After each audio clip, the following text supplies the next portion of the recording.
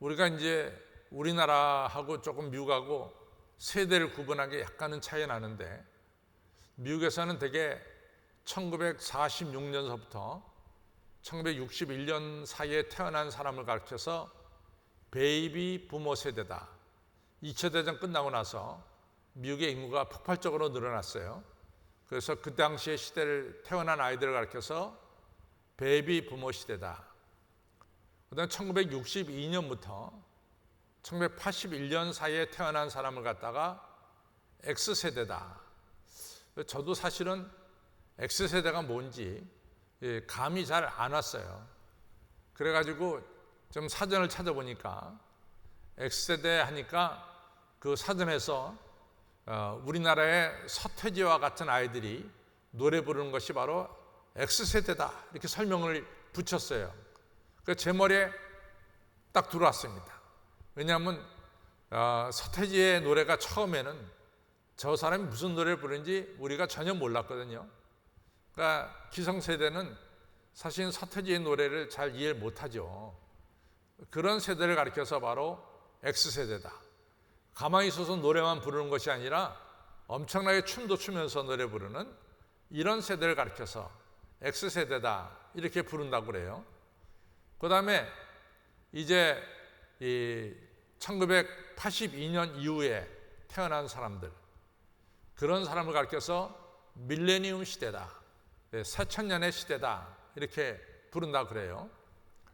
그런데 미국에서 조사해 보니까 이러한 베이비 부모 세대라든가 X세대 사람들이라든가 혹은 밀레니엄 세대 사람들의 72%가 소위 말해서 스탠다드 리빙, 그러니까 수준 높은 삶, 이런 삶을 추구한다는 거예요. 스탠다드 리빙, 삶의 수준. 그래가지고 이 삶의 수준, 남들이 보기에 멋지고 구김살이 없는 이런 삶을 추구하며 산다는 거죠. 근데 이 삶의 특징은 어디서 시작이 되냐면 컨슈머리즘, 바로 소비주의에서 스탠다드 리빙이라는 삶이 나온다는 거죠. 이 컨슈머리즘 뭐냐면은 소비를 지향하는 세대죠. 물건을 사서 그 물건을 가지고 누리는 이런 컨슈머리즘, 소비주의가 이제 많이 발달되면은 자연스럽게 삶의 질, 삶의 수준, 이런 이야기를 하게 된다는 거죠. 그래서 이것을 아주 구체적으로 설명을 하는데, 예를 들자면은 여러분과 제가 자동차를 샀습니다. 그런데 그 자동차가 2, 3년밖에 안 됐어요. 그러니까 아직도 자동차가 쌩쌩 잘 달릴 수 있는 자동차죠. 그런데 기업하고 소비 심리학자가 서로 연합을 해가지고 이제 소위 말해서 이 광고를 하기 시작합니다.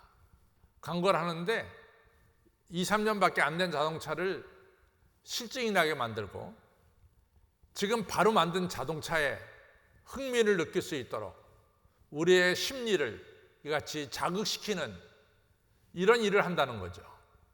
그래서 이 기업마다 소비 심리학을 공부한 학자들과 함께 연합을 해가지고 광고를 만들어서 그 광고를 TV를 통해서 이같이 사람들에게 보내줘서 멀쩡한 차, 2, 3년 동안 잘 단 차를, 아직도 쌩쌩 잘 다니는 차를 갖다가 실증이 나게 만들고 지금 막 새로 만든 차, 새로운 모형을 좋아하게 만드는 이런 광고를 통해서 자꾸만 소비를 진작시킨다는 거죠. 근데 제가 그거를 읽으면서 정말로 맞다. 왜냐하면 여러분과 제가 핸드폰이 이제 보면은 뭐 갤럭시 7도 좋고 9도 좋고 다 좋은데, 만약에 갤럭시 새 핸드폰이 나오면은 그 뭐 새로운 핸드폰이 굉장한 것처럼 느껴져서 뭐 한 2, 3년 된 핸드폰을 버리고 새 핸드폰을 사고 새 핸드폰을 사게끔 만드는 이러한 일들이 벌어진다는 거죠. 그것이 바로 오늘날 우리 시대를 지배하고 있는 소비주의, 스탠다드 리빙, 삶의 수준, 이것이 바로 오늘 우리 시대를 지배하는 하나의 중요한 흐름이라는 얘기죠. 그러면서 제가 참 미국에 있을 때는 이 테드 카펠이라고 하는 이 앵커가 이 나이트라인이라고 하는 뉴스를 진행했어요. 참 열심히 그 사람 거 봤습니다. 근데 이 테드 카펠이 이 듀크 대학의 졸업식에 가서 이런 이야기를 했다는 겁니다. 지금 이 시대는 새로운 바벨탑을 쌓고 있습니다. 새로운 바벨탑을 쌓는다는 것은 하나님이 없어도 얼마든지 우리 힘으로 살아갈 수 있다. 이것이 이제 바벨탑의 의미 아니겠습니까? 그러니까 오늘날 새로운 바벨탑이 이 사회 속에 지금 만들어지고 있다. 근데 그 바벨탑의 원인이 뭐냐? 그 바벨탑이 누구냐? 그것은 바로 TV다. 텔레비전이다. 사람들이 텔레비전의 시간을 뺏기면서 텔레비전에 나온 것들이 우상이 되면서 사실 사람들 마음속에 이 하나님을 찾는 마음이 점점점 사라지게 만들고 있다. 이런 얘기입니다. 이것이 1980년대 이 미국의 유명한 앵커 테드 카펠이 듀크 대학 졸업식에서 한 연설입니다. 그런데 정말 그 얘기가 다 들어맞아요. 제가 지난 3, 4월에 한번 설교한 적이 있었는데 미국 교회가 예를 들어서 미국 장로교가 350만 모이던 장로교회가 지금은 150만, 170만 반토막도 더 떨어졌어요. 근데 이건 미국 장로교뿐만 아니라 미국 전체 개신교회 교인 숫자가 급속도로 이같이 70년대, 80년대, 90년대를 지나면서 교인이 급감했습니다. 그 이유 중에 하나가 뭐냐? 바로 TV 예배예요. TV를 통해서 예배드리는 것이 이것이 시작되면서부터 모든 성전에 나와서 예배드리는 숫자들이 급감하기 시작했습니다.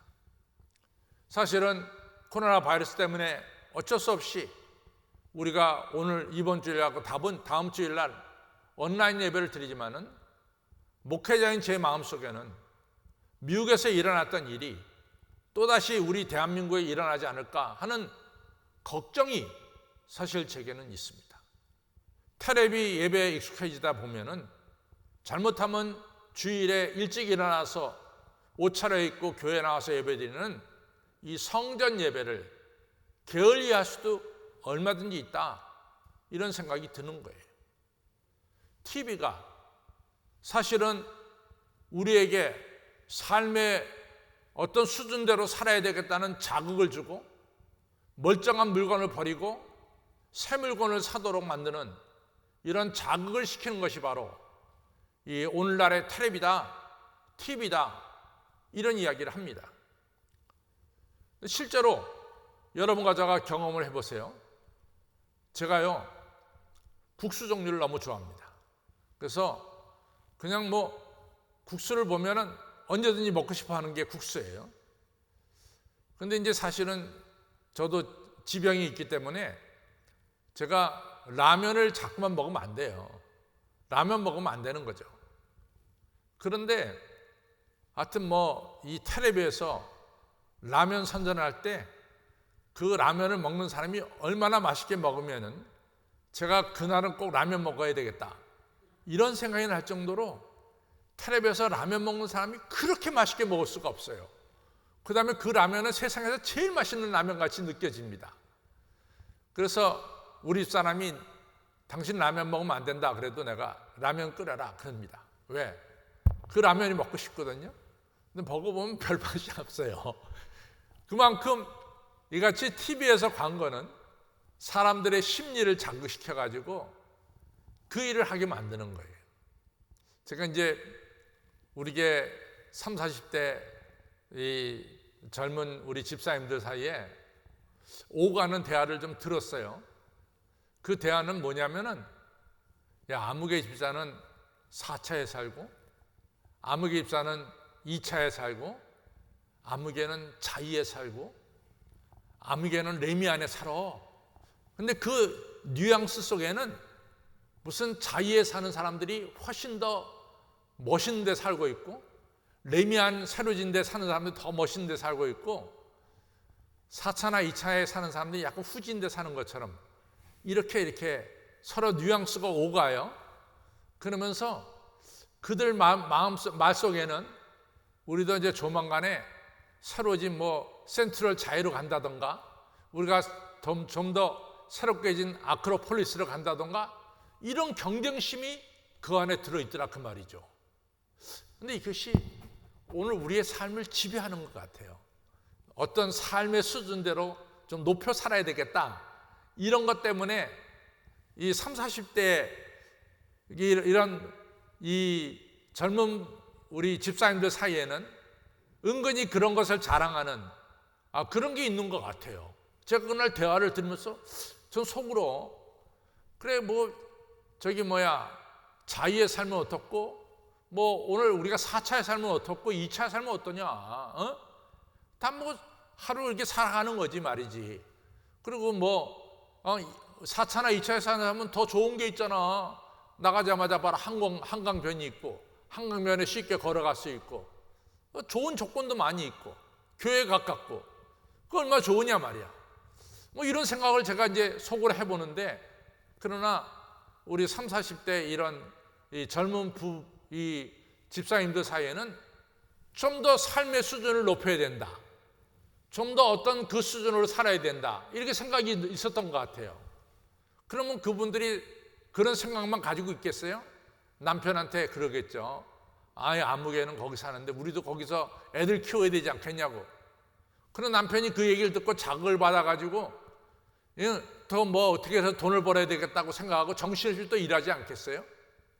이런 게 다람쥐가 쳇바퀴 돌아가는 거예요. 그 패턴으로. 그러면 그렇게 살다가, 그래 우리가 자이나 좋은데 7, 80평짜리로 갔다, 그럼 달라지는 거 있어요? 인생이 달라지는 게 있냐고. 그걸로 끝 아닙니까? 오늘 예수님께서 중요한 말씀을 하시고 있어요. 수고하고 무거운 짐 자들아 다 내게로 오라. 내가 너희를 쉬게 하리라. 내가 너에게 주는 멍에는 쉽고 가벼움이라. 중요한 말씀 하셨어요. 성경에도 보면요, 이런 무거운 짐을 지고 살다가 주 앞에 나온 사람을 볼 수 있어요. 그 중에 한 명이 요한복음 3장에 나오는 니고데모입니다. 니고데모는 누가 보더라도 멋진 삶을 살았어요. 누가 보더라도 구김살이 없는 삶을 산 거예요. 예수님이 3가지를 얘기했어요. 니고데모에게. 너는 바리새인이고, 두 번째로 유대인 중에 70명만 산헤드린 의원이 될 수 있는데 너는 그 중에 속하는 산헤드린 의원이고, 너는 이스라엘 선생이다. 많은 사람들을 가르쳐 줄 수 있는 지식이 많은 사람이 바로 너다. 그러니까 누가 보더라도 니고데모는 멋지고 구김살이 없는 그 시대의 삶을 살았죠. 그런데 니고데모는 남들이 그렇게 보더라도 자기는 자기의 삶이 너무나 무거운 거예요. 너무 지겨운 거예요. 너무 힘든 거예요. 제가 그 시대로 돌아가서 상상해 보면은 이런 생각을 할 수 있죠. 똑같은 바리새인들이라도 613가지 계명 중에서 A라는 바리새인은 550개를 철저하게 지키고, B라고 하는 바리새인은 560개를 철저하게 지키고, C라는 바리새인은 570개를 지킨다. 자기들끼리 경쟁하는 거야. 어떻게 이 율법을 갖다가 누가 더 잘 지키느냐, 이러면서 경쟁을 했던 거죠. 그런데 니고데모는 이러한 이 계명 중에 603개 계명 중에 누구보다도 많이 지켜서 너는 이스라엘 선생이고 산헤드린 의원이고 바리새인이라고 하는 아주 겉으로 멋진 이러한 네임 밸류를 가지고 있었죠. 그런데 실상은 너무 그것이 힘든 거야. 누가 경쟁하듯이 율법을 잘 지킨다는 것이 너무나 힘든 거야. 그렇다고 해서 율법을 잘 지킨다고 해서 자기 삶에 기쁨이 있는가? 소망이 있는가? 따져보니까 그렇지 못한 거죠. 그냥 율법을 지키다 다람쥐 책 바꾸듯이 자기가 사는 것 같았어요. 그러니까 한밤에 예수님을 찾아왔어요. 예수님, 어떻게 해야 내가 영생을 얻겠습니까? 그때 예수님이 너 물과 성령으로 거듭나야 된다. 너 새로운 삶을 살아야 된다. 그렇지 않고는 네 삶의 기쁨과 소망과 영생이라는 것은 주어지지 않는다. 이런 중요한 얘기를 했죠.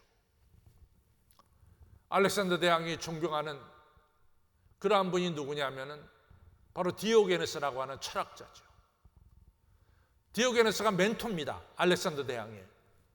그러니까 알렉산더 대왕이 땅을 많이 차지하고 나서 알렉산더 대왕이 자기 멘토인 디오게네스에게 뭔가 선물을 주고 싶었어요. 디오게네스에 찾아가죠. 선생님, 그동안 선생님 은혜 너무 감사합니다. 제가 선생님을 위해서 뭔가 좀 선물을 드리고 싶습니다. 그때는 디오게네스가 말씀하기를, 왕이여, 나에게 조그만 것, 아주 작은 것이라도 좋으니 영원한 것을 나한테 하나 주시오. 그때 알렉산더 대왕이 하는 말이, 아니, 제가 인간인데 어떻게 영원한 것을 줄 수 있습니까? 제가 유한한 인간인데 어떻게 영원한 것을 줄 수 있습니까?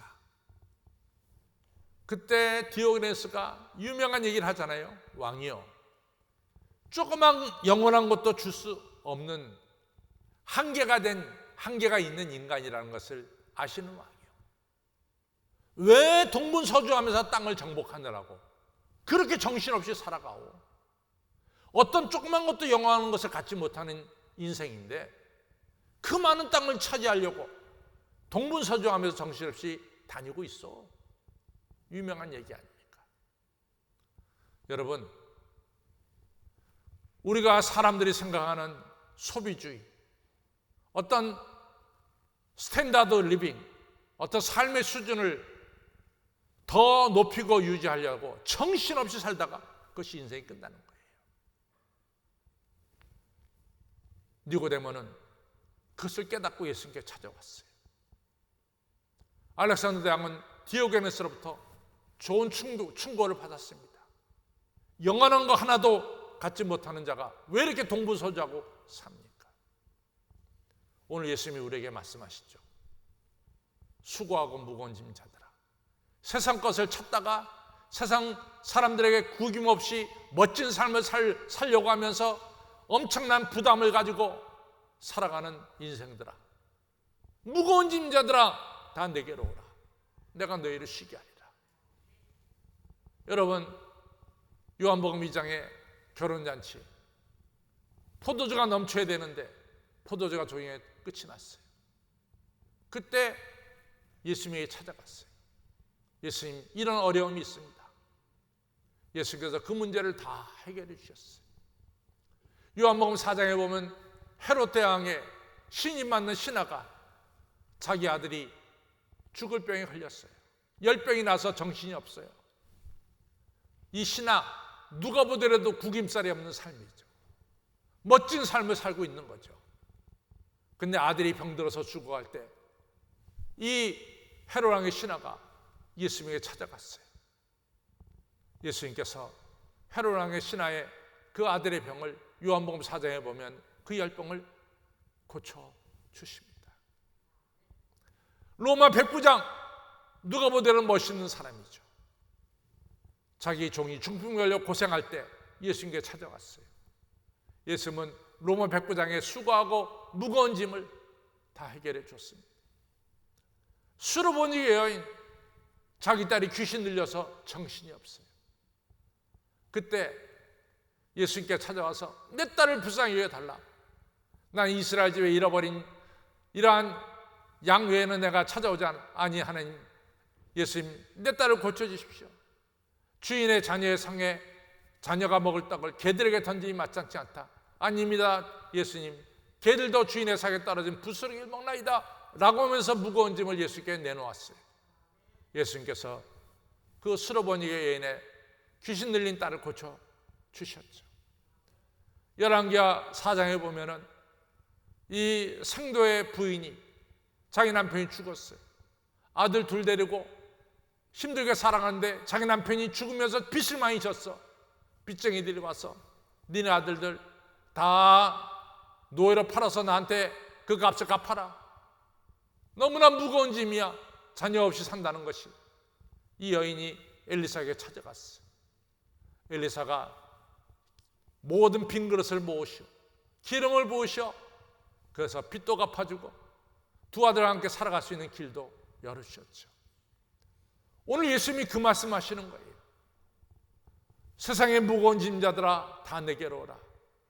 내가 너희를 쉬게 하리라. 무거운 짐 지고 힘들어하는 우리의 인생들 다 예수님께 나올 때 예수님께서 무거운 짐을 내려놓게 하시고, 오늘 우리 예수님께서 하시는 중요한 말씀이 있습니다. 내가 너에게 새 멍에를 주노니 내가 주는 멍에는 쉽고 가벼움이라. 새 멍에를 주시는 거죠. 새 멍에는 뭐냐? 쉽게 말하면 베드로가 고기를 낚는 어부가 예수님으로부터 새 멍에를 받았어요. 그건 사람을 낚는 어부가 되는 거죠. 사도 바울은 유대교에 속해서 기독교를 박해하는 옛날의 멍에를 내려놓고 이제는 예수님을 증거하고 이방인들에게 복음을 증거하는 새 멍에를 매게 됐죠. 마태는 그전까지 세무서에서 일하는 세리였지만은 예수님의 부름 받고 예수님을 따르는 제자가 됐고 마태복음을 저술한 새로운 멍에를 매게 됐죠. 새로운 삶을 찾았습니다. 새로운 기쁨을 찾았습니다. 나는 여러 장로님들이 다 저를 비롯해 다 축복받았다고 생각해요. 장로님들 보세요. 장로님들 중에는 우리 유식 장로님은 이제 변호사인데, 또 우리 최 장로님은 약사인데, 다 그런 삶의 수준이 있죠. 근데 그보다 더 중요한 게 기름 부은 하나님의 교회 장로다. 이게 얼마나 행복한 거예요. 이게 얼마나 행복한 거냐. 하나님이 베드로에게 고기를 낚는 어부가 아니라 사람을 낚는 어부라고 하는 새로운 사명을 주신 거거든요. 이것이 하나님 주신 새로운 멍에거든요. 그 멍에가 힘들더라도 너무나 그 멍에는 귀하고 값진 멍에거든요. 성도 여러분, 우리가 세상의 소비주의에 빠져 살아서는 안 됩니다. 세상 사람들이 당신 멋지고 구김살이 그게 뭐가 그렇게 중요해요? 그보다 더 중요한 것은 여러분과 제가 주님과 함께 동행하는 삶, 주님과 함께하는 삶, 주님이 주신 사명을 감당하는 삶, 이 새로운 삶이 훨씬 더 복지고 복되고 귀한 겁니다. 세상의 소비주의, 소위 말해 스탠드아웃 리빙, 삶의 수준에 따라가다 살다 보면 그것이 무거운 짐이 되는 거야. 인생의 의미가 없어져요. 너무 힘들어. 그 수준을 유지하다 보면 우리가 그렇게 살 필요는 없어요. 여러분과 제가 하나님이 주시는 새로운 멍에, 하나님의 자녀의 멍에, 이 멍에를 기쁨으로 잘 지고 나가는 우리 모두가 되어야 될 줄로 압니다. 이러한 삶을 사시기를 주님의 이름으로 축원합니다.